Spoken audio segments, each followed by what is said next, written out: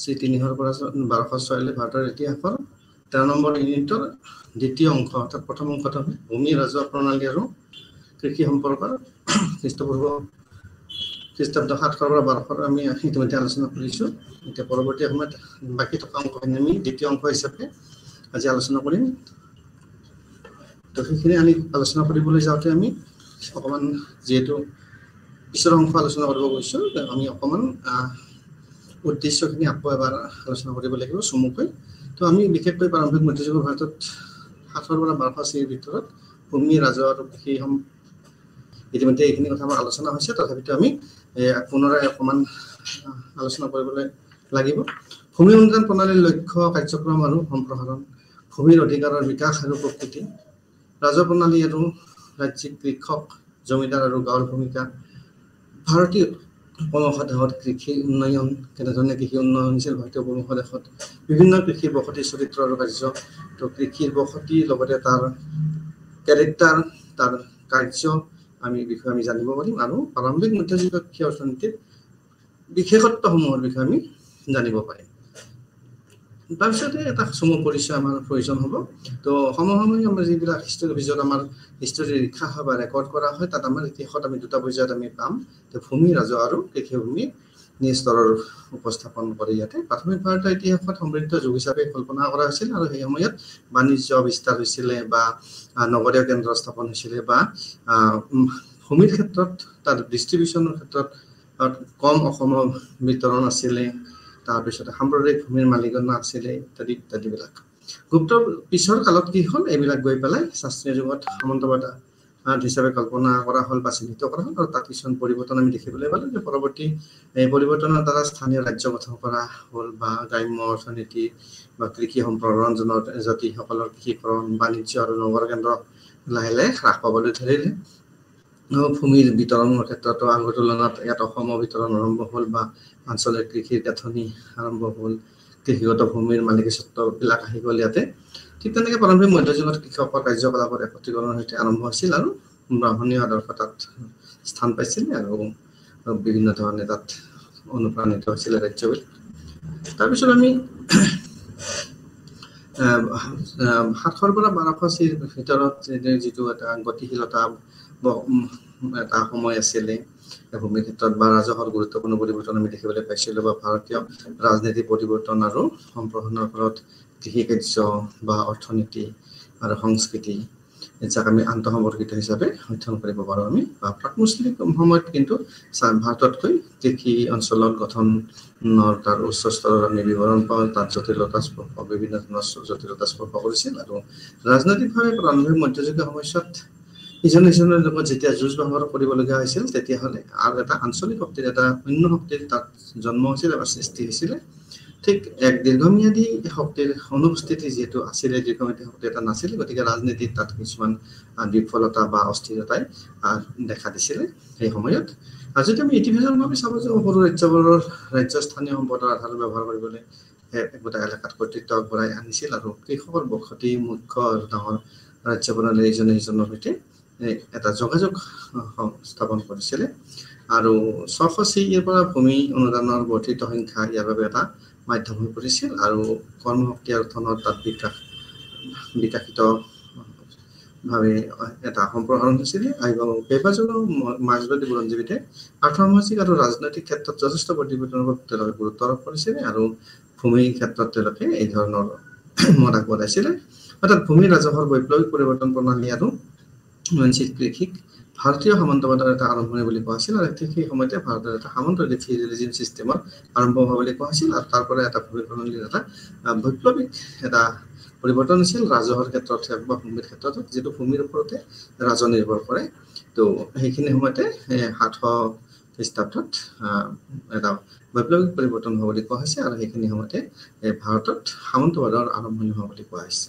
এতিয়া আমি আৰম্ভ হোৱা এই পৰিৱৰ্তনবোৰৰ বিদ্যমান একক অধ্যয়ন আমি এতিয়া এই নিটত কৰিব, যিটো আমি আগত ছেশ্যনত কিছু ইয়াৰ অংশ অধ্যয়ন কৰিছোঁ, পৰৱৰ্তী অংশখিনি আমি এটা অধ্যয়ন কৰিম আৰু উত্তৰ ভাৰত আৰু এক বাৰ্তালাপ প্ৰক্ৰিয়াৰ জৰিয়তে আমি ভাৰতীয় উপমহাদেশত এটা বিয়পি পৰিছিল সেই বিষয়ে আমি জানিব পাৰিম, আলোচনা কৰিম। তো ৰাজহ প্ৰণালী আমি চমুকৈ যোৱা ইয়াত অকণমান কৈছিল যদি আমি সম্পূৰ্ণ কৰিব নোৱাৰিলো সেইকাৰণে আজি আমি ইয়াতে আকৌ পুনৰাই আলোচনা কৰিবলৈ লৈছোঁ ৰাজহ প্ৰণালীৰ ভূমি আৰু কৃষি সদায় ভাৰতীয় অৰ্থনীতিৰ আধাৰ হৈ আহিছে ৰাজহ প্ৰণালী এই কৃষি আৰু ভাৰতীয় অৰ্থনীতি ৰাজহ হৈছে কৃষিৰ পৰা হোৱা আৰু অৰ্থনীতিত এটা সবলীকৰণৰ ব্যৱস্থা আৰু তাৰ জৰিয়তে ৰজাই নিজৰ ৰাজ্য প্ৰজা বা নিজৰ সুখ সম্পদ তাৰ পৰাই কৰিব পাৰিছে যেটো আমাৰ অধ্যয়নত আমি এটা স্পষ্ট হৈ আমি জানিব পাৰিছো গোটেইখিনি অধ্যয়ন কৰাৰ পিছত আমি এইখিনি কথা গম পালো যে ৰাজহ এটা মুখ্য বিষয় ভূমি আৰু কৃষি কৰ 700 পৰা 1200 চিট ৰাজহ প্ৰণালীৰ বাবে গুৰুত্বপূৰ্ণ হৈ পৰিছিল ভূমি আৰু কৃষি কৰ ভূমিৰ ওপৰত কৰ কৃষিৰ ওপৰত কৰ আৰু এইটো ৰাজহ প্ৰণালীৰ বাবে এটা গুৰুত্বপূৰ্ণ হৈ পৰিছিল কাৰণ ৰাজহ অবিহনে ৰাজ্য চলাব নোৱাৰি কিছুমান শুল্কৰ বাণিজ্যিক আৰু বাণিজ্যৰ ওপৰতো সংগ্ৰহ কৰা হৈছিল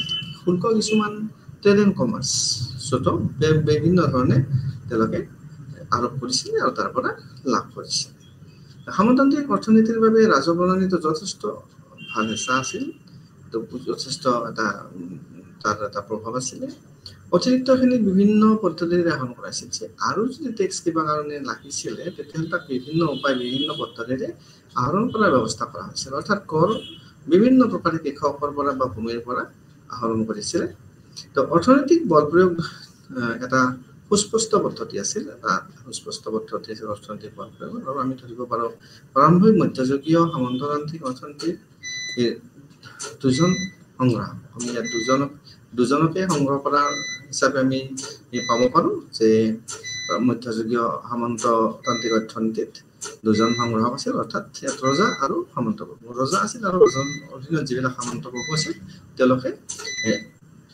কৰ সংগ্ৰহ কৰিছিল আৰু দুইজনে বেছিভাগ ধৰণৰ ক্ষেত্ৰত ৰাজহ সংগ্ৰহ কৰিছিল দুইজনে বেছিভাগ ধৰণৰ ক্ষেত্ৰত তেওঁলোকে কৰিছিল ৰাজহ সংগ্ৰহ কৰিছিল আৰু সামন্ত প্ৰভুসকলৰ অধিকাৰ আছিল তেওঁলোকে দান কৰা ভূমিৰ পৰা ৰাজহ সংগ্ৰহ কৰিবলৈ সামন্ত প্ৰভুসকলে যিবিলাক দান কৰিছিল তাৰ পৰা হয়তো তেওঁলোকে ৰাজহ সংগ্ৰহ কৰিছিল যাক ৰজাই স্থানান্তৰ কৰিছিল ৰজাৰ দ্বাৰা যাক ট্ৰান্সফাৰ কৰা হৈছিল আৰম্ভণিতে তেওঁ ৰজাৰ মুঠ ৰাজহৰ এক নিৰ্দিষ্ট অংশ পৰিশোধ কৰিছিল আমি এইটো কথা ক'ব যে প্ৰথম অৱস্থাত তেওঁ এটা অংশ ৰজাক পৰিশোধ কৰিছিল আৰু লাহে লাহে তেওঁলোকে সৈন্য ৰাখিবলৈ আৰম্ভ কৰিলে আৰু যেতিয়া ৰজাক প্ৰয়োজন হৈছিল তেতিয়া তেওঁলোকে দাবী কৰিছিল তেতিয়া ৰজাক সেইবিলাক তেওঁলোকে যোগান ধৰিছিল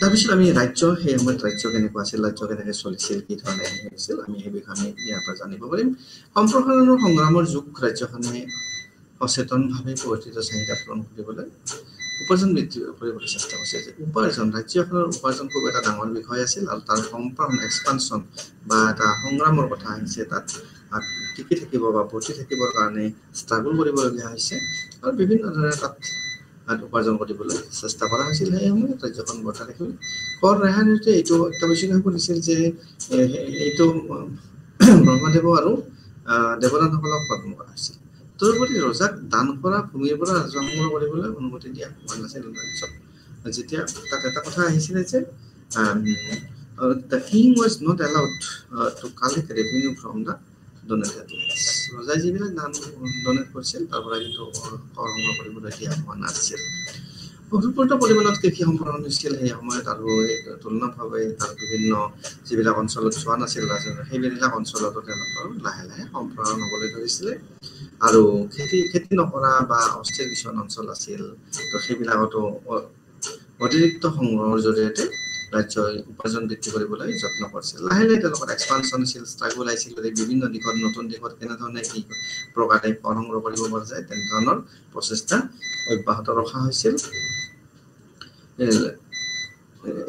এতিয়া আমি দেখিছোঁ যে খেতি নকৰা আৰু অস্থিৰ অঞ্চলৰ পৰা তেওঁলোকে উপাৰ্জন বৃদ্ধি কৰিবলৈ চেষ্টা কৰিছিল 700 পৰা 1200 চিৰ মাজত ৰাজতন্ত্ৰই স্বতন্ত্ৰ কৃষক স্বাধীন কৃষক আছিল শিল্পীসকল আছিল ব্যৱসায় আছিল বা অন্যান্য ব্যক্তিসকল আছিল তাত তেওঁলোকৰ কেইবাটাও কৰ আৰু শুল্ক তেওঁলোকৰ পৰা আদায় কৰিছিল ৰেভিনিউ এণ্ড টেক্সেছ এণ্ড লেভিজ তেওঁলোকৰ পৰা আদায় কৰিছিল বিভিন্ন প্ৰকাৰে কিছুমান আৰোপ কৰা হৈছিল আৰু কিছুমান তেওঁলোকে নিয়মিতভাৱে দিবলগীয়া আছিল গতিকে শুল্ক আৰু কৰ আৰু যিটো শুল্ক তেওঁলোকে দিবলগীয়া হৈছিল ভূমি অনুদান চাৰ্টাৰ আছিল আৰু চাৰ্টাৰত তাত বিভিন্ন ধৰণে প্ৰতিফলিত হৈছিল আৰু প্ৰাপ্য আৰু শুল্ক ৰাজ্যৰ দ্বাৰা সংগ্ৰহ কৰা হৈছিল যিবিলাক প্ৰাপ্য আছিল বা শুল্ক আছিল সেইবিলাক সংগ্ৰহ কৰিছিলে। যিহেতু ৰজাসকলে সতৰ্কতাৰে ৰেকৰ্ডত তেওঁলোকৰ নাম উল্লেখ কৰিছিল, নাম কিন্তু তেওঁলোকৰ উল্লেখ কৰা হৈছিল আৰু সামন্ততান্ত্ৰিক তত্ত্বলৈ স্থানান্তৰিত হৈ আহিছিল। বুৰঞ্জীবিদ বিভিন্ন ধৰণৰ বুৰঞ্জীবিদে বিভিন্ন ধৰণৰ মত পোষণ কৰিছে। তাৰ ভিতৰত বুৰঞ্জীবিদ লালানজী গোপালে কিছুমান গুৰুত্বপূৰ্ণ ঘৰৰ তালিকা প্ৰকাশ কৰিছিল আৰু এই তালিকাৰ ভিতৰত আমি যদি চাব যাওঁ বিভিন্ন ধৰণৰ আছে, যেনে ভোগ, ভগা, কাৰা, উপকাৰ কাৰা বা হিৰণ্যৰ বা উগ্ৰংগা বা হালিকাৰা বা সমস্ত প্ৰত্যয়া বা দশপৰাধা বা প্ৰবণিকাৰা, তুৰুস্কাচন্দ বা অক্ষপাতালা প্ৰস্থ, প্ৰতিহৰা প্ৰস্থ, বিসংগতি বিক্ষতীয়া থুপ্ৰস্থ বা বিদ্যাদান বা আকাৰা, কুটাকা, জলকাৰা, জগাকাৰা, হালদি, লাৱণকাৰা, পৰণকাৰা ইত্যাদি বিভিন্ন ধৰণৰ কৰৰ নাম আছিল আৰু বিভিন্ন প্ৰকাৰে এই কৰবিলাক আদায় কৰা হৈছিল। এইবিলাক হ'ল এখন তালিকা আছিল, গুৰুত্বপূৰ্ণ কৰৰ তালিকা আছিল আৰু সেইটো বুৰঞ্জীবিদ লালানজী গোপালে তাৰ তথ্য আগবঢ়াইছিল সেই তালিকাখনৰ বিষয়ে। বিভিন্ন প্ৰকাৰে কিমান প্ৰকাৰৰ বিভিন্ন প্ৰকাৰৰ টেক্স আৰোপ কৰা হৈছিল। ইয়াৰ উপৰিও এইবোৰ কেতিয়াবা এজন নিৰ্দিষ্ট ৰজাই কিছুমান বিশেষৰ বাবে অতিৰিক্ত কৰ বা কৰ আৰোপ কৰিছিল। এইখিনিৰ উপৰিও আৰু তেওঁলোকক যদি কেতিয়াবা প্ৰয়োজন হৈছিলে আৰু বেলেগ বেলেগ ধৰণৰ কৰ আৰোপ কৰা হৈছিল। জমিদাৰ আৰু কৃষক, জমিদাৰ আৰু কৃষকসকলৰ মাজত কেনেধৰণৰ সম্পৰ্ক আছিল, কেনেধৰণে কি কৰা হৈছিল সেই বিষয়ে আমি এইখিনিৰ বিষয়ে আমি জানিব পাৰিম। জমিদাৰ আৰু কৃষকসকলৰ সম্পৰ্ক হৰ্ষৰ পিছৰ সময়ছোৱাত, হৰ্ষবৰ্ধনৰ পিছৰ সময়ছোৱাত কৃষকসকলৰ মুখ্য উৎপাদক আৰু কৰদাতা হৈ পৰিছিল। কৃষকসকলে মূলতঃ তেওঁলোকে উৎপাদন কৰিছিল, মেইন প্ৰডিউচাৰ আছিল আৰু টেক্স পেয়াৰ আছিল। তেওঁলোকে উৎপাদনো কৰিছিল আৰু তেওঁলোকে কৰো দিছিল।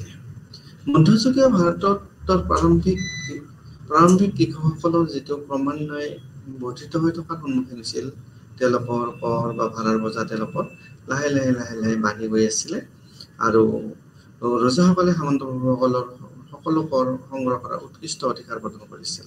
তেওঁলোকে কৰ সংগ্ৰহ কৰিছিল, কৰবিলাক নিয়মীয়া আছিল, অনিয়মীয়া আছিল, স্থিৰ আছিল আৰু পৰম্পৰাগত পৰিষদ সহক আৰু তাৰ লগতে সহকৰো আছিল আৰু সেইবোৰ অনুমোদন দিছিল। গাঁও বাসিন্দাৰ পৰা তেওঁলোকে এইবিলাক কালেকশ্যন কৰিছিলে। শিলালিপিত থকা কৰসমূহৰ তালিকা আমি পাব পাৰোঁ। তাত বিভিন্ন ধৰণৰ কৰৰ অন্ত নাই, বিভিন্ন ধৰণৰ কৰৰ নাম উল্লেখ আছে। ই আৰম্ভ হৈছিলে আদি বা আদিকাম হিচাপে হৈছিলে। তাৰ অৰ্থটো আছিলে যে আদি অভিব্যক্তিৰ সৈতে শেষ হয়, আদি অভিব্যক্তিৰ সৈতে শেষ হৈছিলে। তাৰপিছতে আৰ.এছ. শৰ্মাই আৰু বিভিন্ন ধৰণে মত প্ৰদান কৰিছিল। ইয়াত জমিদাৰসকলৰ অধিক সবলীকৰণৰ সৈতে সংযোগ কৰে, যিহেতু তেওঁলোকে আদি অভিব্যক্তিৰ সুবিধা আৰু কৃষকসকলৰ পৰা সৰ্বাধিক লৈছিল। অনিষ্ট আৰু আইনী বহিৰ্ভূত উৎস সংগ্ৰহ কৰিছিল। তেওঁলোকে কিন্তু আনলিমিটেড আৰু নিয়মৰ বাহিৰৰ কিছুমান চুক্তিৰ বাহিৰৰো কৰ সংগ্ৰহ কৰিছিল কৃষকসকলৰ পৰা আৰু বিভিন্ন প্ৰকাৰে তেওঁলোকক শোষণ কৰিছিলে আৰু ধনীবোৰৰ নিয়মীয়া কৰ সংগ্ৰহ কৰিছিল আৰু সেইবিলাকক কি বুলি কোৱা হৈছিল? ভগা, কাৰা বা উপৰিকাৰা, হিৰণ্য, উদ্ৰাংগা, হালিকাৰা আৰু সম্পৃক্ত ইত্যাদি। তো বিভিন্ন প্ৰকাৰৰ কৰ বিভিন্ন ধৰণে ধনীবোৰে নিয়মীয়াকৈ সংগ্ৰহ কৰিছিল আৰু সেইবিলাকৰ নামবিলাক আমি ভগা ভাগা বা এনেকে সম্পৃক্ত ইত্যাদি হিচাপে আমি জানিব পাৰোঁ। তাৰপিছত ভাষাতেখাই 14 প্ৰকাৰৰ কৰ তালিকা অনুমোদন দিয়ে। ভাষাতেখাই 14টা প্ৰকাৰৰ 14 টাইপছ অফ টেক্সেছৰ এটা মানে অনুমোদন দিছিল। Grand list 14 types of taxes বুলি কোৱা হৈছে। তো পল্লৱসকলৰ ৰেকৰ্ডসমূহ আৰু 18ৰ পৰা 22টা কৰৰ কথা কোৱা হৈছে। তেওঁলোকে কিন্তু ইমানকেইটা কথা কৈছে। 1000 CEৰ শেষলৈকে কৰৰ সংখ্যা যথেষ্ট বৃদ্ধি পাইছিল। তো লাহে লাহে কৰৰ সংখ্যা বাঢ়ি গৈ আছিল আৰু ই এটা বৃদ্ধিৰ পৰ্যায়লৈকে গৈ আছিলে। শেষলৈকে তেওঁলোকে যথেষ্ট সংখ্যক বৃদ্ধি পাইছিল আৰু 7ম শতিকাৰ পৰা অনুদানে জলসম্পদ বা গছ জোপোহা বা চৰণীয়া ঠাই এই অধিকাৰ প্ৰদান কৰিছিল কিন্তু যি কেৱল কৃষকসকলক তাত বেয়াকৈ প্ৰভাৱিত কৰাই নহয়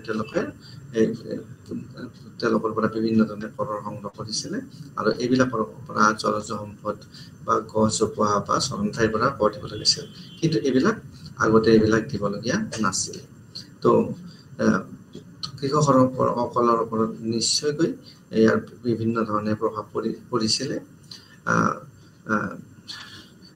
ধনী গাঁওখনৰ ওপৰত উপৰোক্ত সম্পদৰ ব্যৱহাৰৰ ওপৰত শুল্ক আৰোপ কৰিছিল এই যি আন দিয়া গাঁও আছিল তাৰ ওপৰতো বিভিন্ন ধৰণে তেওঁলোকে শুল্ক আৰম্ভ কৰিছিল কৰ লৈছিলে আৰু আগতে কিন্তু যিটো আগতে গাঁও সম্প্ৰদায়ৰ মালিকানা আৰু সকলোৰে বাবে মুক্ত আছিল গাঁও সম্প্ৰদায়ৰ অধীনত আছিল আৰু তাত কোনো কৰ দিবলগীয়া হোৱা নাছিল কিন্তু পৰৱৰ্তী সময়ত এইবিলাকত কৰ আৰোপ কৰিলে আৰু তাৰ গছ গছনি হওক বা সম্পদে হওক বা চৰণীয়া ঠাই হওক সকলোৰে ওপৰতে কৰ দিবলগীয়া হৈছিল ইয়াৰ উপৰিও আমি যদি চাব যাওঁ ভূমি অনুদান চাৰ্টাৰত কৃষকসকলক জমিদাৰসকলৰ আদেশ পালন কৰিবলৈ কৈছিল তেওঁলোকক যিখন আইন আছিল তাত কৃষকসকলক জমিদাৰসকলে দিয়া যিবিলাক আদেশ দিছিলে সেইবিলাক আদেশ তাৰ ভিতৰত যদি আমি ক'ব যাওঁ তেওঁলোকে কৃষি কাৰ্যত কৰিব নালাগে তেওঁলোকে কৰ বেছিকৈ দিব লাগিব তেওঁলোকৰ আদেশ যেনেধৰণে তেওঁলোকে আদেশ দিছিলে তেনেধৰণে পালন কৰিবলগীয়া হৈছিল আৰু যদি তেওঁলোকে অবাধ্য হৈছিল অবাধ্য হোৱাৰ ফলে তেওঁলোকক দেশদ্ৰোহী বুলি কোৱা হৈছিল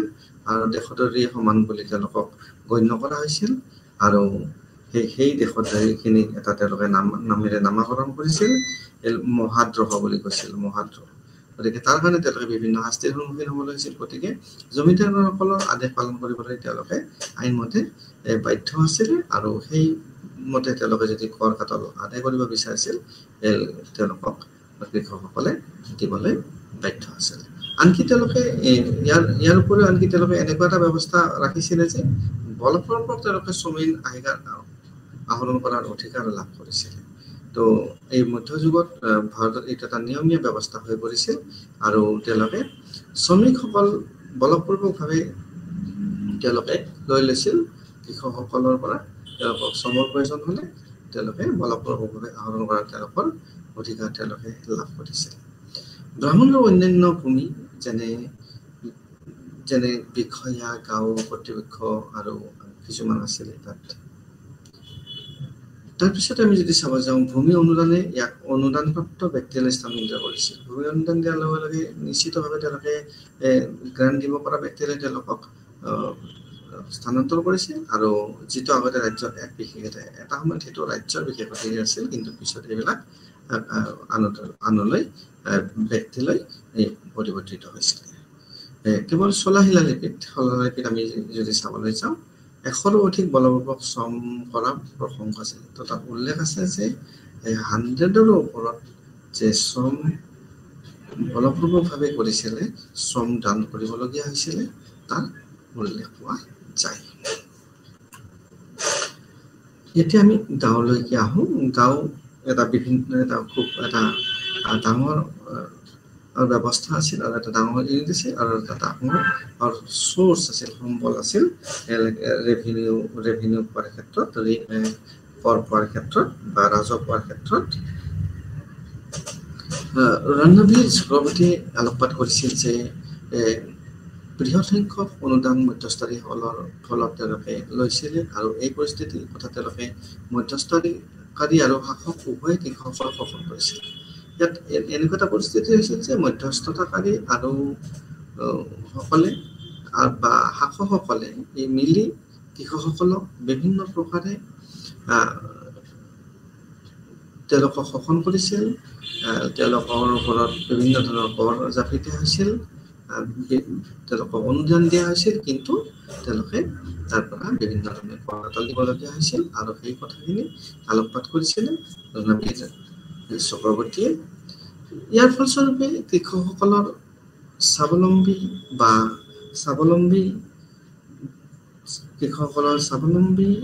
তাত বিভিন্ন ধৰণৰ আমি যদি চাব যাওঁ স্বাৱলম্বী বা গাঁওবিলাকৰ লগত যিটো এনক্ল'জ হৈ আছিল যিটো সংলগ্ন হৈ আছিল তাৰ বিভিন্ন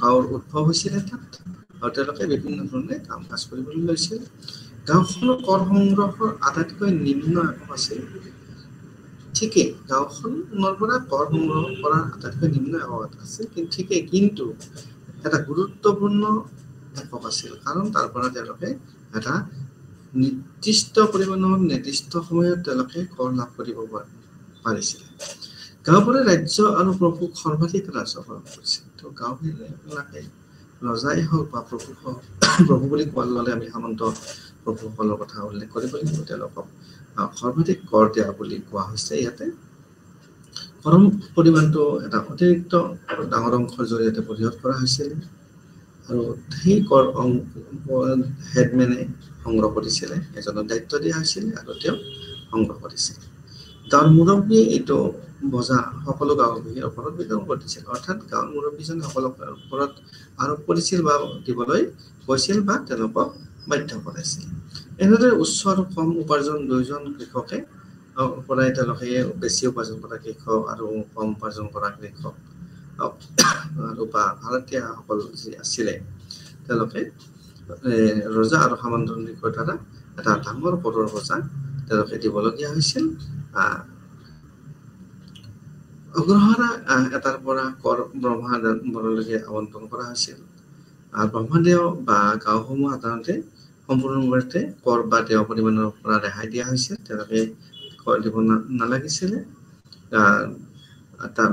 মানে প্ৰথম অৱস্থাত আচলতে প্ৰথম অৱস্থাত তেওঁলোকে যিবিলাক দান কৰা হৈছিলে ব্ৰাহ্মণসকলক বা সেইবিলাকৰ পৰা তেওঁলোকে প্ৰথম অৱস্থাত কৰ দিব নালাগিছিলে কিন্তু লাহে লাহে তেওঁলোকক ক্ৰমান্বয়ে বিশেষাধিকাৰ বাঢ়ি অহাৰ লোকসকলৰ সৈতে সমৃদ্ধ হৈছিল আৰু তেওঁলোকে লাহে লাহে তাৰ ওপৰত কৰ দিবলৈ বাধ্য হৈছিলে কৃষি সম্পৰ্ক আমি এতিয়া এগ্ৰেৰিয়ান ৰিলেশ্যনলৈকে আহিছোঁ এই সময়ত কৃষি সম্পৰ্ক অৰ্থাৎ ভূমি আৰু খেতিয়কৰ মাজত সামন্তবাদৰ আগমনৰ সৈতে সম্পৰ্ক জটিল হৈ পৰিছিল agrarian relations between land and cultivators become complex with the advent of the feudalism যেতিয়া আৰম্ভ হ'ল সামন্তবাদৰ যেতিয়া আগমন হ'ল তাৰ লগে লগে এইটো নিশ্চিত হৈ পৰিল যে agrarian relation কৃষিৰ যিটো সম্পৰ্ক এইটো land and relation between land and cultivators লাহে লাহে গৈ পেলাই জটিলতা এটা ৰূপ পাবলৈ আৰম্ভ কৰিলে আৰু ইয়াৰ আধাৰত কৃষি সম্পৰ্কত এক গুৰুত্বপূৰ্ণ পৰিৱৰ্তন আমি লক্ষ্য কৰিব পাৰোঁ অৰ্থাৎ অৱতৰণৰ পৰা সম্পত্তিৰ প্ৰসাৰ কৃষি উৎপাদনৰ সম্পৰ্ক যথেষ্ট পৰিৱৰ্তন হৈছিল আৰু ভূমিৰ মালিক আৰু ভূমিৰ কাৰ্যকালৰ পৰিৱৰ্তনৰ সৈতে ভূমিৰ মালিক আৰু ভূমিৰ কাৰ্যকাল পৰিৱৰ্তনৰ সৈতে কৃষি উৎপাদন যথেষ্ট ধৰণে পৰিৱৰ্তন হ'বলৈ আৰম্ভ কৰিছিলে কাৰণ ইয়াত বিভিন্ন ধৰণৰ ব্যৱস্থা লোৱা হৈছিল কৃষি বিকাশৰ কাৰণে নতুন সম্পত্তি সম্পৰ্কত উত্থানৰ সৈতে অৰ্থনৈতিক নতুন প্ৰণালীৰ অধীনতাত বিকশিত হৈছিল তাত নিউ চেঞ্জেছ আহিছিলে নতুন অৰ্থনৈতিক ব্যৱস্থা বা চিষ্টেম তাত প্ৰৱৰ্তন কৰা হৈছিল তাৰ ফলত তেওঁলোকৰ আৰু কৃষি সম্প্ৰসাৰণশীল বা উন্নত ব্যৱস্থালৈ গৈছিল সখচিৰ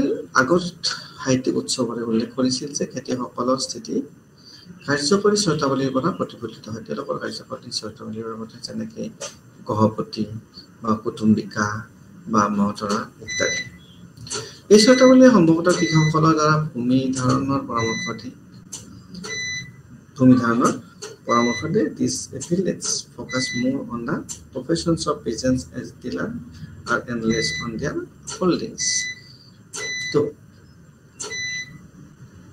BNS যাদৱে উল্লেখ কৰিছিলে যে হালৰ মানুহবিলাক যিবিলাক থাকিব তেতিয়া অত্যাৱশ্যকীয় পৰিৱৰ্তন লক্ষ্য কৰা হৈছিলে আৰু প্ৰাৰম্ভিক মধ্যযুগৰ বিভিন্ন গ্ৰন্থ অধ্যয়নৰ জৰিয়তে সেইবিলাক কথাৰ বিষয়ে জানিব পৰা হৈছিলে আৰু তাত বিভিন্ন ধৰণৰ কৰৰ কথা উল্লেখ কৰা হৈছিলে আৰু সেইবিলাক ব্যৱহাৰ কিছুমান কমকে ব্যৱহাৰ কৰা হৈছিল কিছুমান সঘনে ব্যৱহাৰ কৰা হৈছিল আৰু সেইবিলাক এনেধৰণে উল্লেখ কৰা হৈছে যে হালাকাৰা হালিকা কাৰখকা বা কৃষি বা লাজানা ইত্যাদি নামেৰে জনা গৈছিলে এই বিশেষ ধৰণৰ খেতিয়কৰ বৃত্তিৰ অধিক গুৰুত্ব দিয়া হৈছিল আৰু তেওঁলোকৰ ভূমি ধাৰণ কম পৰিমাণে তেওঁলোকে কৰিব পাৰিছিলে চক্ৰৱৰ্তী অধিকাৰৰ আগমনৰ সৈতে কৃষকসকলৰ সাধাৰণ স্থিতিৰ প্ৰতি আঙুলিয়াই দিছিলে অনুদানপ্ৰাপ্ত সকলৰ বিষয়ে কৃষকসকলৰ দিনক দিনে দুখৰ কথা অধিক হৈ পৰিছিল আৰু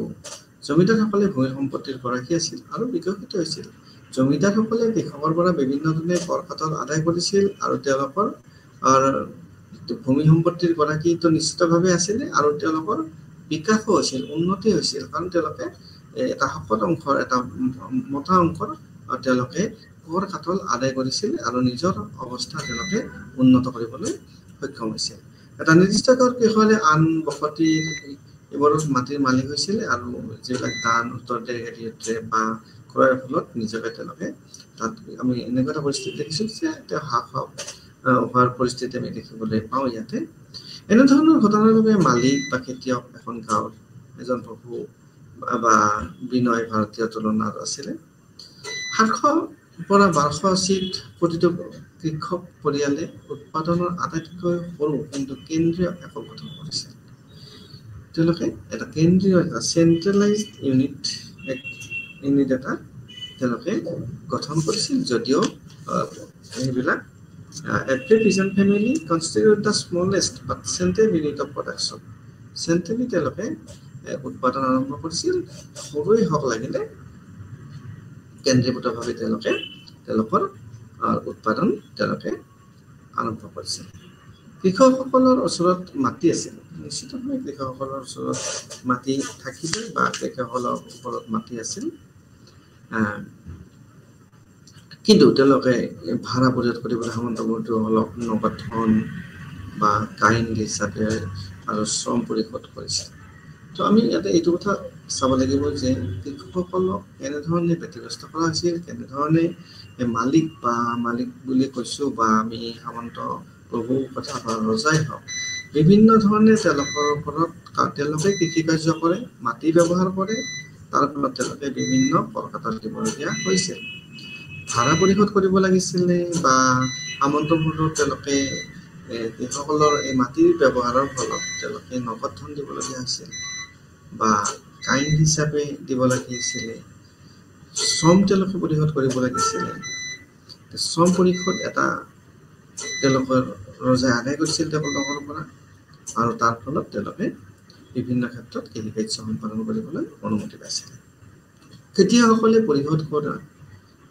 কৰ পৰিশোধ কৰিছিল বিভিন্ন ধৰণৰ, তেওঁলোকক বলপূৰ্বকভাৱে তেওঁলোকৰ পৰা শ্ৰম লোৱা হৈছিলে বা আইনীয়ে হওক বা বেআইনীয়ে হওক ভাৱে তেওঁলোকৰ পৰা কৰ আহৰণ কৰা হৈছিল। তেওঁলোকৰ বিভিন্ন ৰীতি নীতিৰ কথা ইয়াত উল্লেখ কৰা হৈছে। জমিদাৰসকলে সংগ্ৰহ কৰিছিল বিভিন্ন ধৰণে, বিভিন্ন প্ৰচাৰৰ উদ্দেশ্যে কৰা বুলি কোৱা হৈছে, যদিও আচলতে তেওঁলোকৰ অৰ্থনৈতিক মুখ্য কাৰণ আছিল তেওঁলোকৰ অৰ্থনৈতিক এক বিকাশ আৰু তেওঁলোকৰ ব্যৱহাৰৰ কাৰণে তেওঁলোকে বিভিন্ন ধৰণে কৰ সংগ্ৰহ কৰিছিল আৰু তেওঁলোকৰ লাভালাভ হৈছিল। কৃষকসকলে ৰজাৰ প্ৰতি সঁহাৰি স্বৰূপে নহয়, কিন্তু জমিদাৰসকলৰ প্ৰয়োজনীয়তা অনুসৰি উৎপাদন কৰিছিল। ৰজাক যে কিবা সঁহাৰি দিছে তেনেকুৱা নহয়, কিন্তু তেওঁলোকে জমিদাৰসকলৰ যিটো প্ৰয়োজন আছিল সেই প্ৰয়োজন বা চাহিদা অনুসৰি তেওঁলোকে উৎপাদন কৰিব লাগিছিলে আৰু তেওঁলোকে অধিপতিৰ স্বাৰ্থ হিচাপে ল'ব পাৰে আৰু সেইটোৱে হ'ল ৰজা।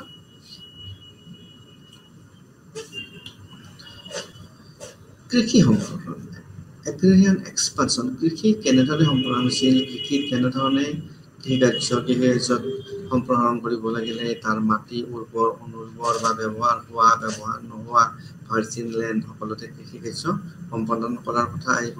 কৃষিত শুকান মাটি হওক বা তাৰ ভিজা মাটি হওক বা ৱেট বা ড্ৰাইলেণ্ডৰ কথা আহিছে ইয়াতে, বা তেওঁলোকে কেনেধৰণে তাত টেংক নিৰ্মাণ কৰিছিলে, কেনেধৰণে জলসিঞ্চনৰ ব্যৱস্থা কৰিছিলে, তাৰ ফলতহে কৃষিৰ সম্প্ৰসাৰণ হ'ব, কৃষিৰ উন্নতি হ'ব, উৎপাদন বাঢ়িব। সেই বিষয়ে আমি কৃষি সম্প্ৰসাৰণৰ বিষয়ে আমি জানিব পাৰিম। তো আমি ইয়াত দেখিছোঁ যে 700 পৰা 1200 চিট কৃষি বৃদ্ধি আৰু সম্প্ৰসাৰণৰ প্ৰতিফলিত হৈছিলে বিভিন্ন প্ৰকাৰে। এপিগ্ৰাফিক আৰু সাহিত্যত তাত বিভিন্ন ধৰণে আমি প্ৰমাণ পাব পাৰোঁ। ভাৰতত যে অভূত পৰিমাণে কৃষি বিকাশ হৈছিল, কৃষি সম্প্ৰসাৰণ হৈছিল আৰু বিভিন্ন তথ্যৰ এইটো প্ৰতিফলিত হৈছে যে 700 পৰা 1200 চিট ভিতৰত ভাৰতত বিভিন্ন ধৰণে কৃষি কাৰ্য চলিছিল আৰু কৃষিৰ উৎপাদন হৈছিল। ভূমিৰ মালিকীস্বত্ব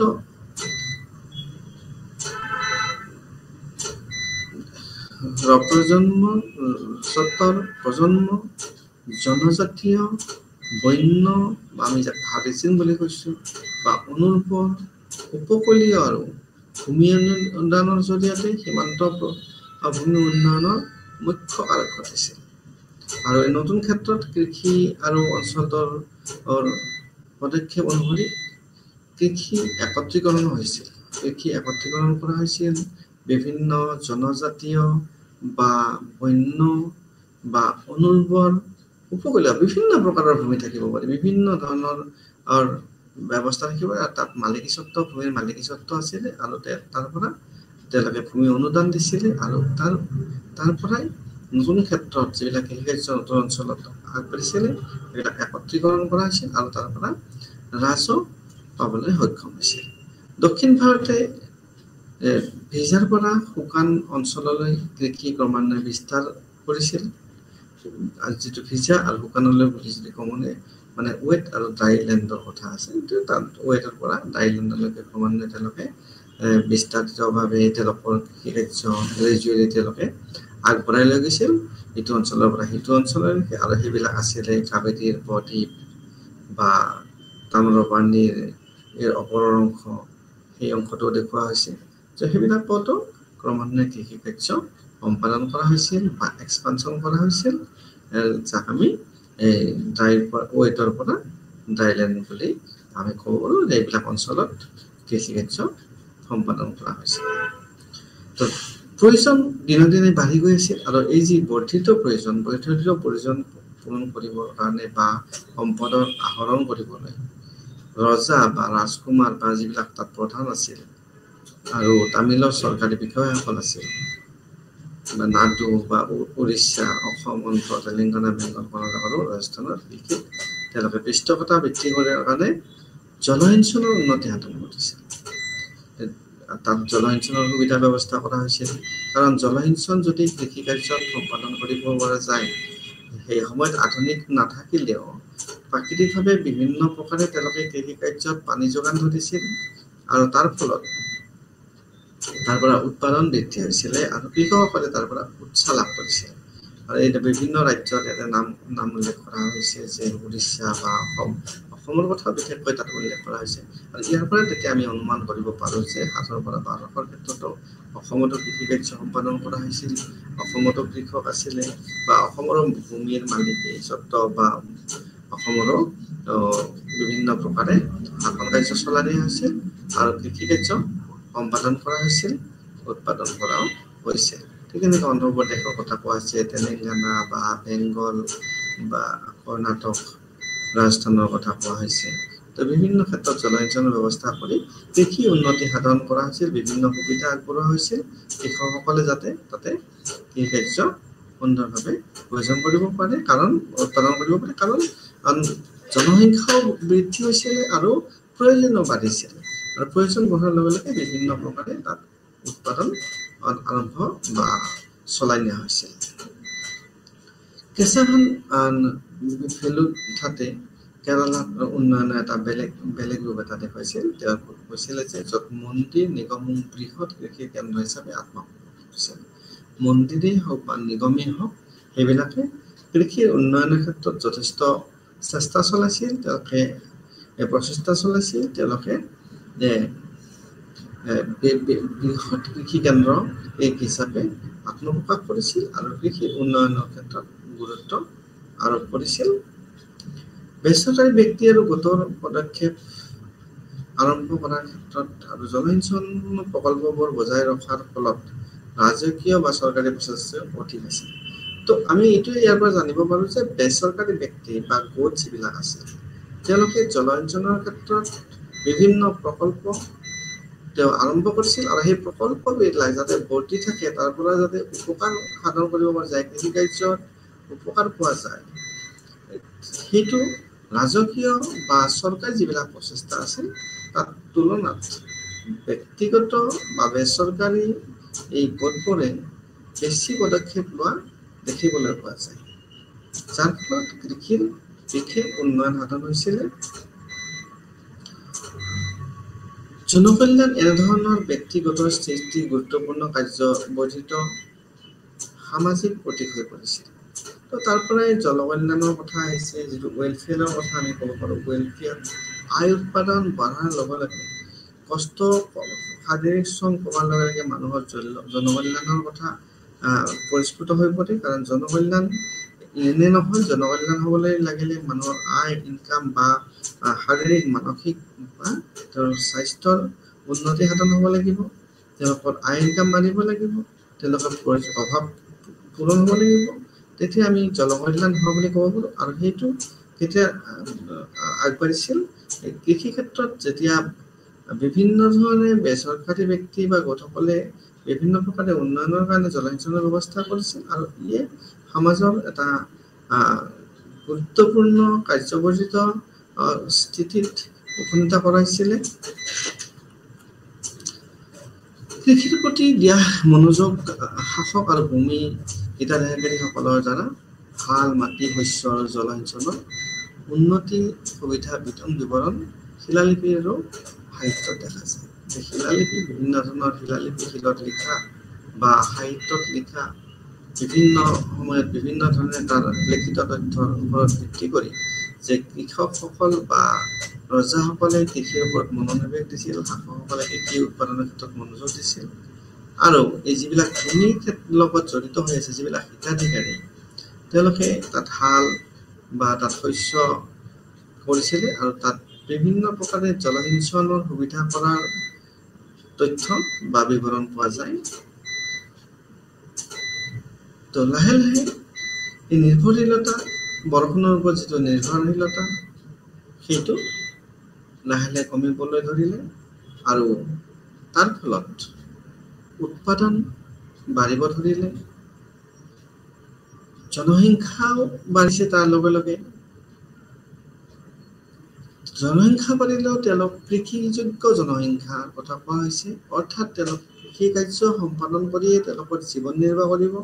গতিকে তেনেধৰণৰ কোনো অসুবিধাৰ কথা ইয়াত উল্লেখ হোৱা নাই।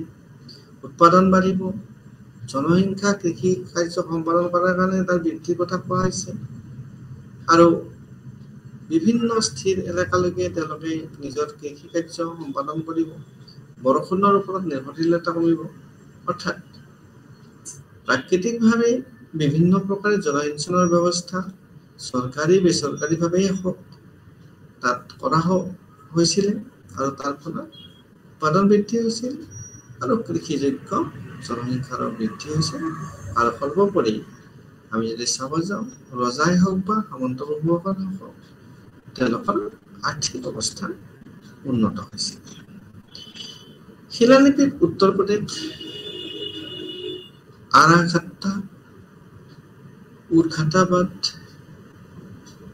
আৰু খাতিয়ান্তৰ কথা উল্লেখ কৰা হৈছে, য'ত নেকি জলসিঞ্চন কুৱাৰ পৰা তাত ৱেল বিলাকৰ ইৰিগেশ্যনেল ৱেল বুলি কোৱা হৈছে, জলসিঞ্চনৰ কুৱা। জলসিঞ্চন কুৱা খান্দি নাট খান্দি তাৰ পৰা কৃষি কাৰ্যত যোগান ধৰা হৈছিল, যাতে কৃষিৰ উৎপাদন বৃদ্ধি হ'ব পাৰে।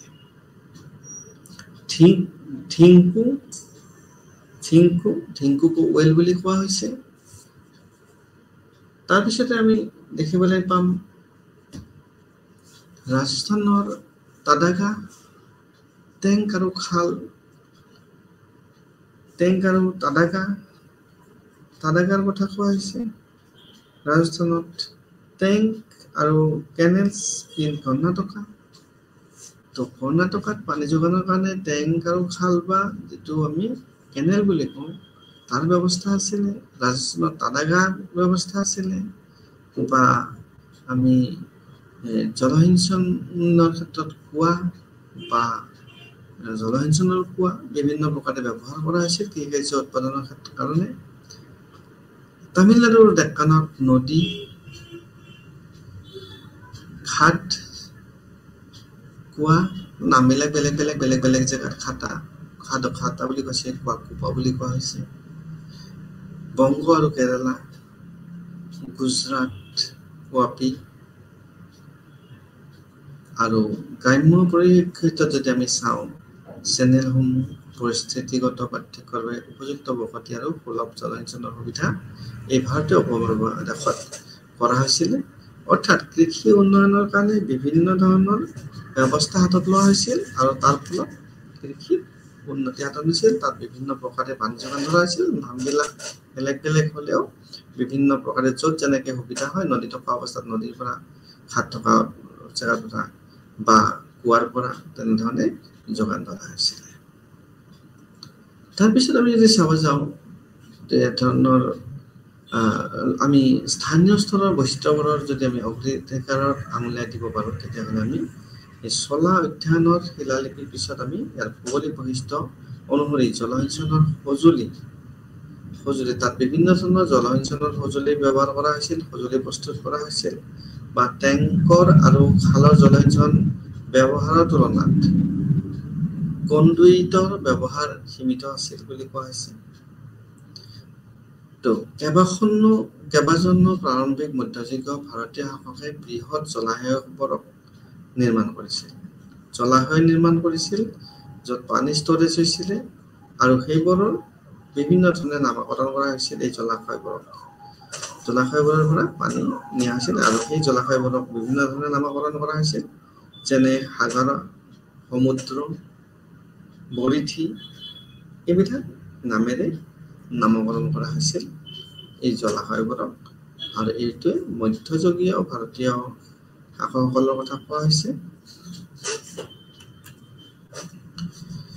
পল্লৱ বা চোল যুগত দক্ষিণ ভাৰতীয় শাসকসকল আছিলে। ৰাষ্ট্ৰকূট আৰু কাকতীয়া ৰাজবংশসমূহ আছিল। তেওঁলোকে ডাঙৰ টেংক নিৰ্মাণ কৰিছিলে আৰু তাত তেওঁলোক কিছুমান ক্ষেত্ৰত বিখ্যাত আছিলে আৰু সেইবিলাক হ'ল তেওঁলোকৰ বিখ্যাত হোৱা, তেওঁলোকে কিছুমান ৰিজাৰ্ভাৰ বনাইছিলে, কিছুমান কেনেল বনাইছিলে। তাৰপিছতে আমি পাব পাৰোঁ যে তেওঁলোকে আৰু স্লুইচ ওয়াৰ ডিভাইচ শস্য উৎপাদন বৃদ্ধি কৰিবলৈ তেওঁলোকে ব্যৱহাৰ কৰিছিলে। বিভিন্ন প্ৰকাৰে সেই সময়ত টেকন'লজিও ক্ৰমান্বয়ে ব্যৱহাৰ কৰিছিল তেওঁলোকে কৃষি উৎপাদনৰ কাৰণে। গাঁওবোৰ আৰু তাৰ যিবিলাক গাঁওবোৰত জলাশয় আছিল তাৰ পৰা পানী তেওঁলোকে আহৰণ কৰিছিল আৰু কৃষিকাৰ্যত সেইবোৰ ব্যৱহাৰ কৰিছিলে। আমি যদি অভাৰঅল চাব যাওঁ, সামগ্ৰিকভাৱে চাব যাওঁ, এই পদক্ষেপবোৰে কেৱল কৃষি জলসিঞ্চনতে নহয়, লগতে কৃষি শস্যৰ বৈচিত্ৰতা আৰু বৰ্ধিত উৎপাদনৰ বিকাশ ঘটিছিল। আৰু জনসংখ্যা ক্ষেত্ৰত আমি যদি চাব যাওঁ যে আৰবীয় ভূগোলবিদসকল আছিল, তেওঁলোকৰ দৰ্শন তাত প্ৰমাণিত হৈছিল বা প্ৰতিফলিত হৈছিল। তো আমি ইয়াৰ পৰা এইটো কথা ক'ব যে সামগ্ৰিকভাৱে এই যিটো জলসিঞ্চনৰ বিভিন্ন পদক্ষেপ লোৱা হৈছিল কৃষি সম্প্ৰসাৰণৰ কাৰণে, তাৰ লগে লগে কৃষি বা শস্য বৈচিত্ৰ্য ডাইভাৰ্চিটিছ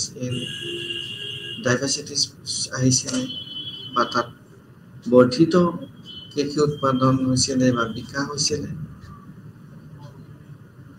প্ৰাৰম্ভিক মধ্যযুগীয় ভাৰতৰ বংগত কমে 50 প্ৰকাৰৰ ধান উৎপাদন কৰিছিল। প্ৰাৰম্ভিক মধ্যযুগৰ ভাৰতে বংগত 50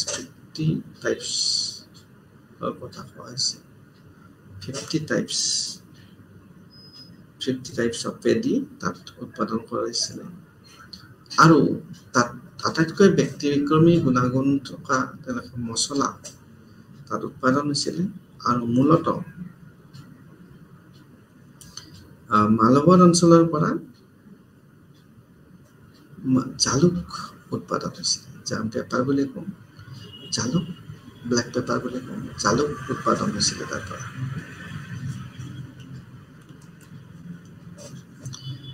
কৃষি নিষ্পত্তি, কৃষি এক্সপানশ্যন, কৃষি হ'ল, মাটি হ'ল, এতিয়া আমাৰ কৃষি নিষ্পত্তি ছেটেলমেণ্টৰ কথা আহিছে। এগ্ৰিগেট ছেটেলমেণ্টছ কেনেধৰণে ছেটেল কৰা হৈছিলে।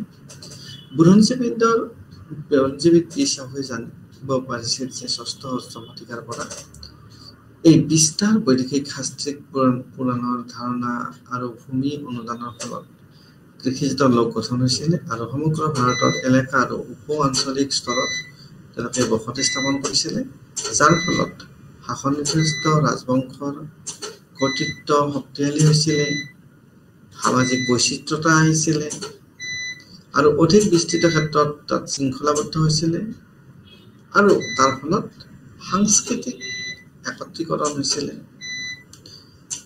বেংগল পালাচ সেনাৰ অধীনত উৰিষ্যা, সমাবংশিছ আৰু পাছৰ গংগাৰ অধীনত পশ্চিম গংগা আৰু হৈশালা, কৰ্ণাটক আৰু তামিলনাডুৰ পল্লৱ, চোল আৰু পাণ্ডিয়া সময়বোৰত তাৰ সময়ত আৰু এই বিকাশবোৰ প্ৰতিফলিত হৈছিলে। তো বিভিন্ন সময়ত বিভিন্ন প্ৰকাৰে তাত বিকাশ হৈছিলে, স্প্ৰেড হৈছিলে।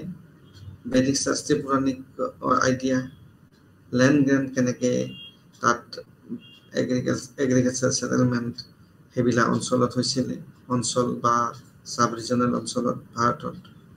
আৰু সেইটোৱে কি কৰিছিলে, এটা শক্তিশালী ৰুলিং ডাইনেষ্টিক এটা শক্তিশালী স্থিতিলৈকে লৈ গৈছিল। গতিকে legitimization of the social order and cultural integration কৰা হৈছিলে over more extensive areas.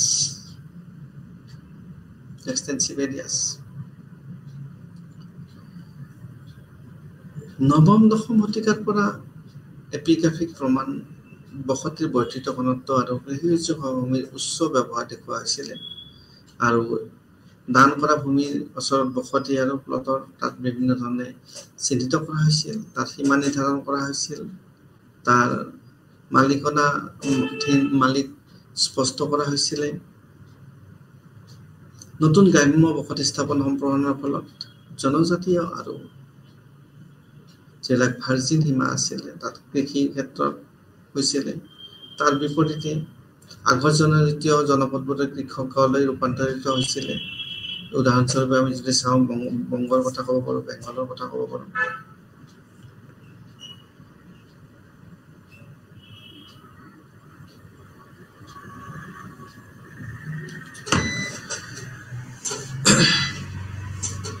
নতুন গ্ৰাম্য বসতি স্থাপনৰ সম্প্ৰসাৰণ হৈছিলে।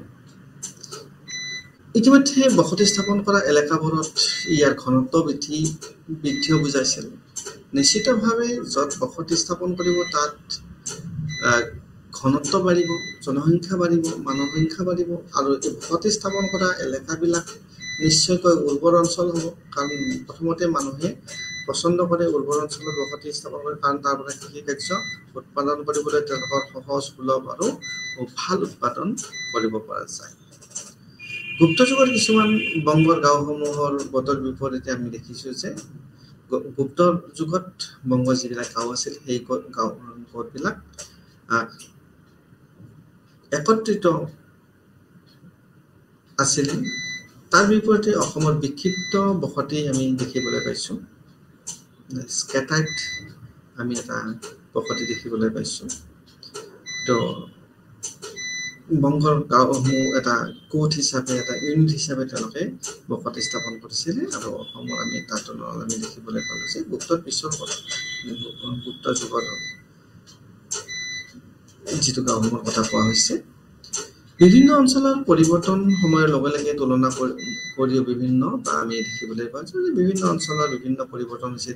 তাত যদি আমি তুলনা কৰিব যাওঁ তেতিয়া প্ৰত্যেকটো অঞ্চলৰ মাজত আমি ভিন্নতা দেখিবলৈ পাইছোঁ। তাৰ জলবায়ু, তাৰ ভৌগোলিক অৱস্থিতি, তাৰ মাটিৰ গুণাগুণ, তাৰ শাসন প্ৰণালী, তাৰ ওপৰত নিৰ্ভৰ কৰি আমি বিভিন্ন ধৰণে আমি দেখিবলৈ পাওঁ। কৃষিজনিত জনবসতিৰ বিস্তাৰ পৰ্যায় জলসিঞ্চনৰ সুবিধা অবিহনে খুব কমে সম্ভৱ হ'ব পাৰে, কাৰণ কৃষিৰ ক্ষেত্ৰত জলসিঞ্চনৰ প্ৰয়োজন হয় আৰু বসতিও তাত আমি কম দেখিবলৈ পাওঁ। বসতিবোৰত ভৌগোলিক বিতৰণৰ আমি আৰ্হি জলসম্পদৰ সৈতে সম্পৰ্কিত কৰিব পাৰোঁ। প্ৰাকৃতিক আৰু মানৱ নিৰ্মিত আৰু লেণ্ডস্কেপ কৃষিগত সম্ভাৱনা আছিল। জলসম্পদ, প্ৰাকৃতিক সম্পদ বা মানৱ নিৰ্মিত মেড ন্যাচাৰেল এণ্ড মেন মেড এনভাইৰনমেণ্টৰ আমি কথা কওঁ। তো ইয়াৰ বিপৰীতে নদী উপত্যকা আৰু নাদুবোৰলৈ কম উৰ্বৰ নদীবোৰত বিশেষত্ব আছিলে বা তাত ঘনবসতি কম আছিলে। নন্দিনীয়ে কৈছিল যে এখন বসতি স্থাপন কৰা গাঁৱত কেইটামান প্লটৰ নাম কোনো গুৰুত্বপূৰ্ণ পাৰ্থক্য নাথাকিলেহেঁতেন গাঁওখনৰ নেটৱৰ্ক সম্প্ৰসাৰণ কৰাৰ বাহিৰে প্ৰাৰম্ভিক মধ্যযুগীয় ভাৰতত গ্ৰাম্য বসতিসমূহ সকলো কাৰ্যকলাপৰ কেন্দ্ৰ আছিল। গ্ৰাম্য বসতিত সকলো এক্টিভিটি বা কাৰ্যকলাপৰ কেন্দ্ৰ আছিল আৰু তেওঁলোকে কোৱা হৈছিল যিবিলাক এক্টিভিটি আছিল বা অঞ্চল আছিল সেইবিলাকক কোৱা হৈছিল যে গ্ৰাম্য পল্লী জনজাতীয় গাঁও পটকা এখন ডাঙৰ গাঁও আছে এটা জনপদ পদ্ৰা খোচা গৰখীয়া গাঁও ইত্যাদি বিভিন্ন এই কেন্দ্ৰসমূহক বিভিন্ন বসতিসমূহৰ সকলো কাৰ্যকলাপৰ এই কেন্দ্ৰ আছিল আৰু তাত তেওঁলোকে বিভিন্ন ধৰণে কোৱা হৈছিল। প্ৰাৰম্ভিক মধ্যযুগীয় গাঁওবোৰ বেছিভাগ নাম স্থানীয় উদ্ভিদ খনিজ সম্পদ পদাৰ্থৰ পৰা বা আনকি বৃহৎ সংগঠনৰ তেওঁলোকে আহৰণ কৰিছিল। যে প্ৰাৰম্ভিক মধ্যযুগত গাঁওবোৰৰ বেছিভাগ নাম কিহৰ পৰা কৰিছিল স্থানীয় উদ্ভিদৰ নামেৰে নামকৰণ কৰিছিল। খনিজ সম্পদ বা পদাৰ্থৰ নামেৰে নামকৰণ কৰা হৈছিল। সাধাৰণতে ব্ৰাহ্মণ আৰু অব্ৰাহ্মণ সম্প্ৰদায়ৰ মাজত এটা পাৰ্থক্য কৰা হৈছিল। ব্ৰাহ্মণসকল আৰু অব্ৰাহ্মণসকলৰ মাজত যিবোৰ প্ৰশাসন অনুসৰি সামাজিক সংগঠনৰ স্তৰতকৈ ইজন সিজন পৃথক আছিল। তেওঁলোকৰ প্ৰশাসন বা সামাজিক সংগঠনৰ স্তৰ প্ৰশাসন এডমিনিষ্ট্ৰেশ্যন আৰু ছ'চিয়েল অৰ্গেনাইজেশ্যনৰ স্তৰত ইজন সিজনৰ পৰা পৃথক আছিল। পৃথিৱী চট্টোপাধ্যায় ইয়াক গ্ৰাম্য নিষ্পত্তি আৰু সামাজিক সংগঠনৰ গঠিত জটিলতাৰ মাজত পাৰ্থক্য হিচাপে তেওঁ বিবেচনা কৰিছে। ব্ৰহ্মাণ্ডীয় বসতিক ব্ৰহ্মদেৱ অগ্ৰহাৰা আৰু মংগলম বুলি কোৱা হৈছিল, য'ত ব্ৰাহ্মণসকল প্ৰভাৱশালী শ্ৰেণী আছিলে। স্বতন্ত্ৰ বা ভাল কৃষকসকলে বহুতো গাঁৱৰ ব্ৰহ্মদেৱৰ মালিকসকলৰ সৈতে তেওঁলোকে একেলগে থাকিছিলে। ব্ৰাহ্মণীয় বেছিভাগ অঞ্চলত বসতিসমূহে সামগ্ৰিকতাৰ কেৱল এটা অংশ গঠন কৰিছিল। নন্দিনী সিনহাই দক্ষিণ পশ্চিম ৰাজস্থানৰ ওচৰত তেওঁৰ অধ্যয়নত দেখুৱাইছিল যে 10খন গাঁৱৰ ভিতৰত মাত্ৰ এটা গাঁও সম্পূৰ্ণ ৰেখাৰ সৈতে এটা অগ্ৰহাৰাৰ বিষয়ে আলোচনা কৰা হৈছিল। ব্ৰাহ্মণ গাঁওবোৰ স্তৰভুক্ত আৰু ব্যক্তিগত মালিকীস্বত্বৰ দ্বাৰা চিহ্নিত কৰা হৈছিল। তাৰ বিভিন্ন স্লেব আছিলে আৰু ব্যক্তিগত মালিকত্বৰ দ্বাৰা তাক চিহ্নিত কৰা হৈছিল। কেতিয়াবা 2 বা ততোধিক বসতি নিৰ্মাণৰ সৈতে ব্ৰহ্মদেৱ অগ্ৰহাৰা গঠন কৰিবলৈ একেলগে একত্ৰিত কৰা হৈছিল আৰু এটা নতুন তাত জলসিঞ্চনৰ উৎস প্ৰয়োগ কৰা হৈছিল। ব্ৰহ্মদেৱসকলে বাৰী অভাৰ শ্ৰদ্ধা আৰু অন্যান্য নিম্নতম জাতিৰ কৃষিকৰণৰ ক্ষেত্ৰত যথেষ্ট অৱদান তেওঁলোকে আগবঢ়াইছিল। কিছুমান সৰু ব্ৰাহ্মণ ভাড়াতীয়াৰ অনুপস্থিতিত কৰা ধনীবোৰে নিজে কৃষি খেতিয়ক আছিল, তেওঁলোকে নিজে খেতি কৰিছিল। দেৱানা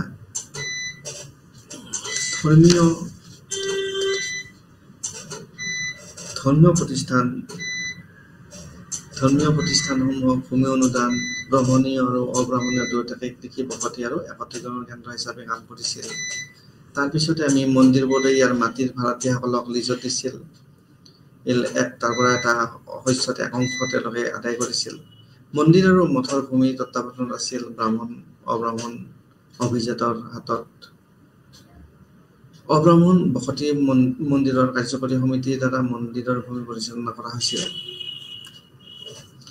কৃষি অৰ্থনীতি এগ্ৰেৰিয়ান ইকনমি কথালৈকে আমি বুৰঞ্জীবিদসকলে কৃষি অৰ্থনীতি কিছু দীঘলীয়া দিশত কাম কৰিছিল আৰু তামিলনাডু, কেৰালা, কৰ্ণাটক, বংগ আৰু অসম আৰু অন্ধ্ৰ, উৰিষ্যা আৰু ৰাজস্থানৰ কিছুমান তেওঁলোকে আৰম্ভণি কৰিছিলে। এই প্ৰাৰম্ভিক মধ্যযুগীয় অৰ্থনীতিত কৃষিৰ কাৰ্যকলাপসমূহ আধিপত্য বিস্তাৰ কৰিছিলে।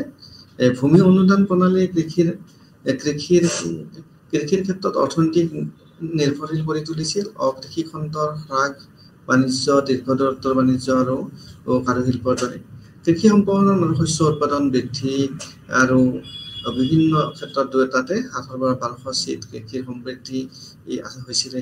ডিডি গোস্বামীয়ে উন্নত জলসিঞ্চন আৰু শস্য উৎপাদনৰ প্ৰমাণিত কৰিবলৈ ধৰিছিলে।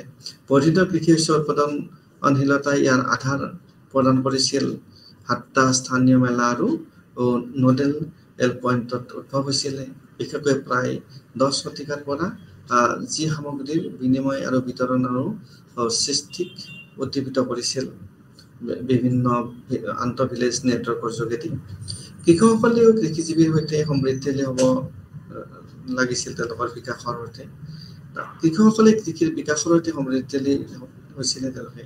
এনেকুৱা লাগিছিল যে খেতিয়কসকলে জমিদাৰৰ নিয়মীয়া আৰু অতিৰিক্ত চাহিদা পৰিশোধ কৰিবলৈ সক্ষম হৈছিল। তেওঁলোকৰ এনেকুৱা লাগিছিল যে তেওঁলোকে সক্ষম হৈছিল, তেওঁলোকে পাৰিছিল, তেওঁলোকে চাহিদা পূৰণ কৰিবলৈ। প্ৰাৰম্ভিক মধ্যযুগৰ কৃষি অৰ্থনীতিৰ অত্যন্ত জটিল আছিল। ইয়াক আচ্ছাদিত কৰা হৈছিল আৰু সামন্ততান্ত্ৰিক অৰ্থনীতিৰ দ্বাৰা, যিটো আমি অপ্ৰত্যক্ষ খাবলত আমি অধ্যয়ন কৰিছো। উত্তৰ ভাৰতীয় কৃষি অৰ্থনীতি অধিক সামন্ততান্ত্ৰিক হৈ পৰিছিল আৰু দক্ষিণ ভাৰতীয় স্বাধীন কৃষক অঞ্চল যেনে নাডু উপস্থাপন কৰিছিল। নিজকে সভাত সংগঠিত কৰিছিল। নাডুবোৰে নাটাৰ দ্বাৰা পৰিচালিত হৈছিল। নাডুত ভূমি অধিগ্ৰহণ জাৰি কৰা হৈছিল। নাটাৰ সন্মতি আৰু পিছত তেওঁলোকে দান কাৰ্যকৰী কৰিছিল। ব্ৰাহ্মণ আৰু প্ৰভাৱশালী কৃষকৰ ভল্লাবোৰ উৎপাদন প্ৰক্ৰিয়াত জড়িত আছিল। এনেদৰে ব্ৰাহ্মণ, মন্দিৰ আৰু মঠৰ দৰে ধৰ্মীয় প্ৰতিষ্ঠান, যিমানে উচ্চ স্তৰৰ যথেষ্ট হৈ থকা জাতি, বিষয় আৰু সম্পত্তিৰ উৎকৃষ্ট অধিকাৰ ধাৰক, প্ৰাৰম্ভিক মধ্যযুগত সংগঠন আৰু কাৰ্যৰ কেন্দ্ৰীয় ব্যক্তি হৈ পৰিছিল আৰু কৃষি অৰ্থনীতিত। মূলতঃ সেই সময়ত আমি দেখিবলৈ পাওঁ যে কৃষি অৰ্থনীতি এটা মূল আছিল আৰু তাত বিভিন্ন ধৰণে প্ৰভাৱ বিস্তাৰ কৰিব পাৰিছিল। আৰু কৃষকসকলে তেওঁলোকৰ উৎপাদনৰ জৰিয়তে তেওঁলোকে তেওঁলোকৰ মালিকসকলক তেওঁলোকে সন্তুষ্ট কৰিব পাৰিছিল বুলি অনুমান কৰা হৈছিল। আৰু সামন্ততান্ত্ৰিক অৰ্থনীতিৰ দ্বাৰা যিটো আমি কৰিছিলোঁ, কৃষি স্বাধীন নিজকে সভাত সংগঠিত কৰিছিল আৰু নাটোৰ দ্বাৰা নাটোৰ ভূমি অনুদান জাৰি কৰা হৈছিলে। নাটোৰ সন্মতি আৰু পিছত তেওঁলোকে দান কাৰ্যকৰী কৰিছিল। তাৰপিছত যদি আমি চাবলৈ যাওঁ, আমি সামৰণিলৈকে আমি আগবাঢ়িব পাৰোঁ বা সাৰাংশলৈকে আমি গোটেই পাঠ্য পঢ়াৰ পিছত আমি দেখিবলৈ পালোঁ যে ৰাজহ প্ৰণালী আৰু কৃষি সম্পৰ্কীয় ইয়াৰ সামন্তবাদৰ অপৰিহাৰ্য অংশ আছিল। ৰাজহ প্ৰণালী আৰু কৃষি সম্পৰ্ক সামন্তবাদৰ অপৰিহাৰ্য অংশ আছিল, কাৰণ ৰাজহ তেওঁলোকৰ মূল চ'ৰ্চ আছিল আৰু কৃষি কাৰ্য কৰিলে তাৰ পৰা তেওঁলোকে ৰাজহ পাইছিলে আৰু সেইটো 18 পৰা 1200 বিভিন্ন ধৰণে বিকাশ হৈছিল। আৰু আমি ইয়াত বিভিন্ন ধৰণৰ পৰিৱৰ্তন আমি দেখিব পাৰিলোঁ। 600 থকা পৰিস্থিতিৰ তুলনাত ক্ৰমান্বয়ে ইয়াত মধ্যযুগত বিভিন্ন ধৰণৰ পৰিৱৰ্তন আমি দেখিব পাৰোঁ। ভাৰতীয় আৰ্থ-সামাজিক বা ৰাজনৈতিক পৰিস্থিতিত এটা বিস্তৃত পৰিৱৰ্তন দেখিবলৈ পোৱা গৈছে। এনেদৰে আমি ভাৰতীয় সমাজৰ সহস্ৰাব্দৰ পৰিৱৰ্তনশীলতাত জনপ্ৰিয় ধাৰণা প্ৰশ্ন কৰিব পাৰোঁ। আমি বিভিন্ন ধৰণে তাত বিভিন্ন সময়ত পৰিৱৰ্তন দেখিবলৈ পালোঁ। এই যুগত ভূমি ৰাজনৈতিক আৰু অৰ্থনৈতিক দুই ধৰণৰ গুৰুত্বপূৰ্ণ এক মূল্যৱান সম্পদ হৈ পৰিছিল। এইটো যুগত ভূমি ৰাজনৈতিকভাৱে বা অৰ্থনৈতিকভাৱে অতি গুৰুত্বপূৰ্ণ আছিল আৰু মূল্যৱান সম্পদ আছিল, কাৰণ ভূমিৰ পৰাই ৰাজহ আহিছিল আৰু ৰাজহে সকলোৰে মূল আছিলে। ভূমি অনুদানৰ ফলত নতুন ধৰ্মীয় আৰু ধৰ্মনিৰপেক্ষ অৱতৰণ কৰা মধ্যস্থতাকাৰী আৰু সামন্ততান্ত্ৰিকৰ উদ্ভৱ হৈছিল। ভূমি যেতিয়া অনুদান হ'ল, তাৰ লগে লগে তাত ধৰ্মীয় বা ধৰ্মনিৰপেক্ষ গোটৰ সৃষ্টি হৈছিল, তাত মধ্যস্থতাকাৰী আহিল, তাত সামন্ততান্ত্ৰিক ব্যৱস্থাৰ উদ্ভৱ হ'ল। কৃষকসকল খুব কমেই তেওঁলোকৰ এলেকাৰ গৰাকী হিচাপে থাকিল আৰু প্ৰায় শ্ৰমিক ডিলাৰলৈ তেওঁলোকে পৰিৱৰ্তিত হ'ল। কৃষকসকলক কিন্তু ভূমিৰ মালিক বা গৰাকী হিচাপে তেওঁলোকে খুব কমেই থাকিল। তেওঁলোকে শ্ৰমিক হিচাপে, তেওঁলোকে খেতি কৰা মানুহ হিচাপে পৰিৱৰ্তিত হ'ল আৰু তেনেকে তেওঁলোকে থাকিব লাগিব। খেতিয়কসকলে অসংখ্য আইনী আৰু কৰ পৰিশোধ কৰি আছিল আৰু জমিদাৰসকলক ৰজাক, যাৰ ভিতৰত আছে বিশ্ব বলপূৰ্বক শ্ৰম। ৰাজ্যখনে ইয়াৰ ৰাজহ সম্পাদন সামন্তবাবুৰ সৈতে ভাগ বতৰা কৰিছিল। তো তেওঁলোকৰ পৰা বলপূৰ্বকভাৱে শ্ৰম আদায় কৰা হৈছিলে। আইনী বেআইনীভাৱে তেওঁলোকৰ পৰা জমিদাৰসকলে বা ৰজাসকলে অসংখ্য ধৰণৰ কৰ তেওঁলোকৰ পৰা আদায় কৰিছিলে। তাৰপিছতে ৰাজ্যখনে ইয়াৰ ৰাজহ সম্পদ সামন্তবাবুৰ সৈতে ভাগ কৰিছিল, অৰ্থাৎ ষ্টেট যি আছিলে, ৰজা যি আছিলে, তাৰ সামন্তবাবুৰ তেওঁলোকৰ অধীনত আছিল। তেওঁলোকৰ পৰা তেওঁলোকে বিভিন্ন ধৰণে আদায় কৰিবলৈ লৈছিলে। ভূমি অনুদানৰ ফলত আমি দেখিবলৈ নতুন ভূমি অব্যৱহৃতভাৱে তাত উদ্ভৱ হৈছিল। এইটো ৰাজ্য আৰু কৃষক দুয়োটাভাৱে লাভজনক হৈ পৰিছিল। তো ৰাজ্য আৰু কৃষক যিবিলাক অব্যৱহৃত ভূমি আছিল তাৰ পৰা তেওঁলোকে লাভৱান হৈছিল।